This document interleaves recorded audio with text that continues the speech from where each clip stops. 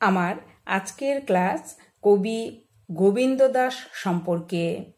বৈষ্ণব পদকর্তা গোবিন্দ দাসের কবি প্রতিভা নিয়ে আমি আজকের ক্লাসে আলোচনা করব। এই ক্লাসটি বাংলা মেজর এবং মাইনর নিয়ে যারা পড়াশোনা করছো উভয় ছাত্রছাত্রীদের জন্যই কিন্তু প্রযোজ্য।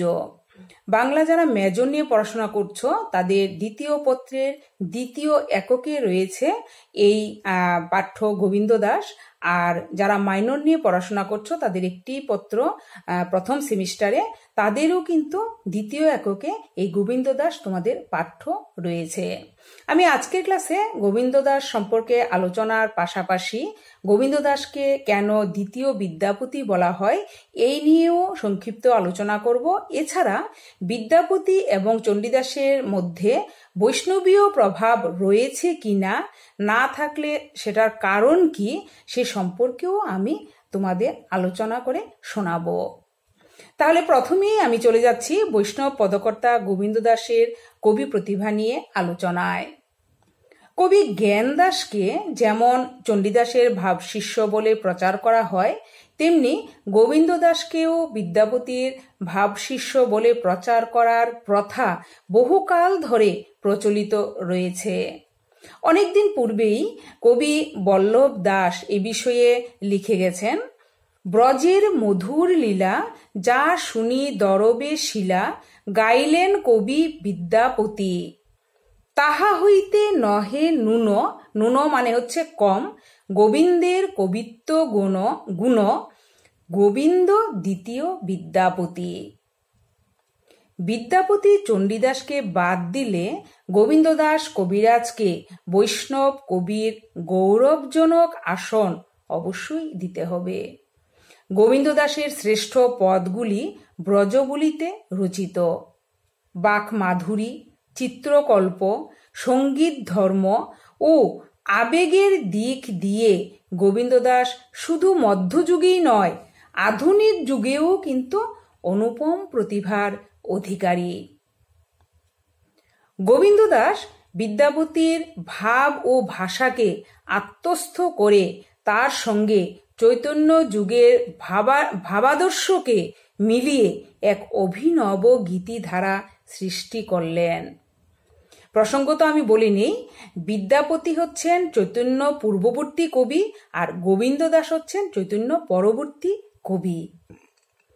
চৈতন্যদেবকে অবলম্বন করে লেখা গোবিন্দ দাসের অনেক পদ, অনেক গৌরচন্দ্রিকার পদ এখনো কীর্তনিয়াদের একমাত্র অবলম্বন।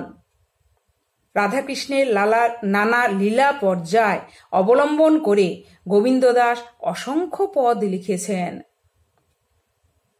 তার সৃষ্ট রাধা চরিত্র ওই সমস্ত পদের মধ্য দিয়ে চমৎকারভাবে ফুটে উঠেছে। ভাষায়, ছন্দে ও অলঙ্কারে গোবিন্দ দাস অপ্রতিদ্বন্দ্বী শিল্পী। তার রচনার প্রধান গুণ হচ্ছে শ্রুতি মাধুর্য, অর্থাৎ শুনতে ভালো লাগে, শুনতে মধুর লাগে তার পদগুলো। গোবিন্দ দাসের ভণিতাযুক্ত বহু ব্রজবুলি ও বাংলা পদের সন্ধান পাওয়া যায়। তার মধ্যে ব্রজবুলি ভাষায় রচিত পদগুলিকেই গোবিন্দ দাসের রচনা বলে গ্রহণ করা হয়। গোবিন্দ দাস ব্রজবুলি ভাষায় যে সমস্ত পদ রচনা করেছেন তাদের ভাষা অবিমিশ্র ব্রজবুলি। অন্য অনেকের মতো তিনি এতে বাংলা ভাষার মিশ্রণ ঘটাননি। তিনি যখন ব্রজবুলি ভাষায় রচনা করেছেন তাতে একটিও বাংলা শব্দ ঢুকেনি, ব্রজবুলি ভাষাতেই তিনি সম্পূর্ণ ব্রজবুলি ভাষাতেই তিনি তার পদগুলি রচনা করেছেন। তদ্ভব শব্দও তিনি কম ব্যবহার করেছেন।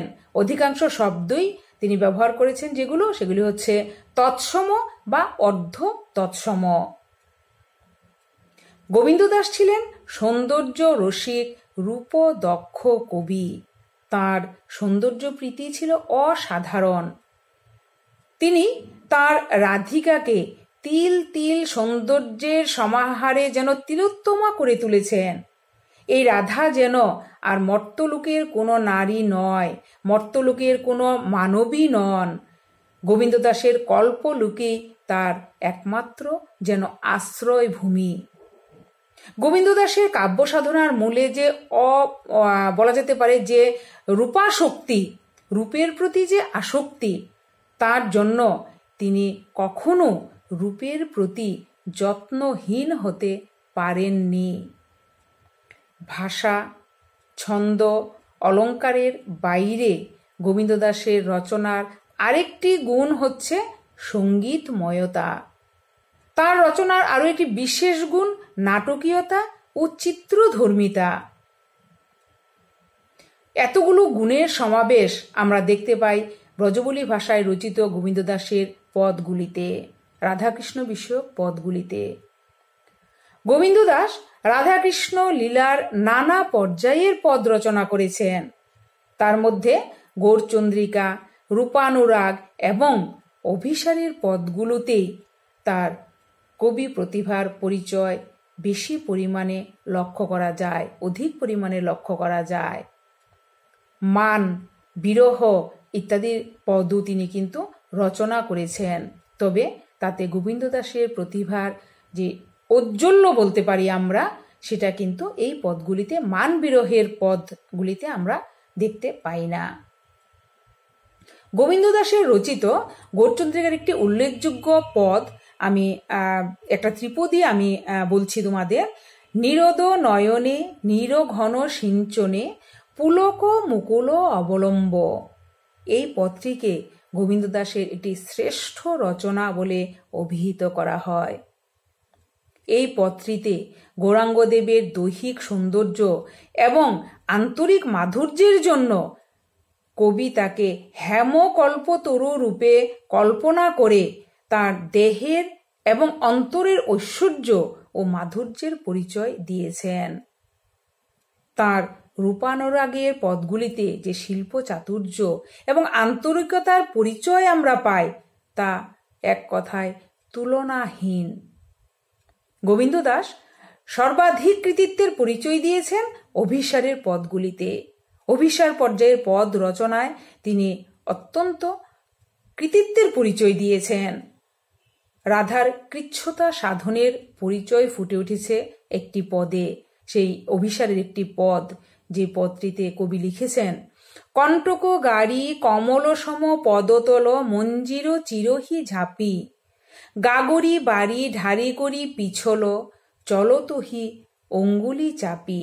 অর্থাৎ কাঁটা পুঁতে তার কমল অর্থাৎ পদ্মের মতো যে পা, রাধিকার পা, সেই পা সেখানে তিনি পা রাখছেন, তিনি অভ্যাস করছেন কিভাবে তিনি রাত্রিবেলা অভিসারে যাবেন।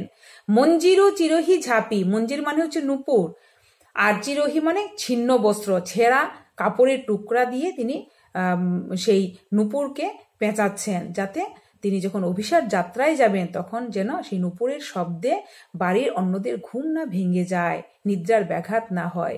গাগরি বাড়ি, কলসির জল, বাড়ি মানে জল, গাগরি মানে কলসি, গাগরি বাড়ি ঢারি করি পিছল চলতহি অঙ্গুলি চাপি। তিনি কলসি কলসি জল ঢালছেন, ঢেলে পিচ্ছিল করছেন তার উঠান, সেখানে তিনি পা চেপে চেপে তিনি হেঁটে অভ্যাস করছেন। কারণ রাত্রিবেলা যখন তিনি অভিসারে যাবেন তখন বৃষ্টি হতে পারে, সেই বৃষ্টির সময়, বর্ষার সময় তিনি যখন যাবেন রাত্রিবেলার পথ পিচ্ছিল থাকতে পারে, তার জন্য তিনি আগেই সেগুলো অভ্যাস করছেন। যে যে প্রবলেমগুলো, যে যে সমস্যাগুলো তার চলার পথে অভিসারের পথ যাত্রায় আসতে পারে, সেগুলো তিনি অভ্যাস করছেন।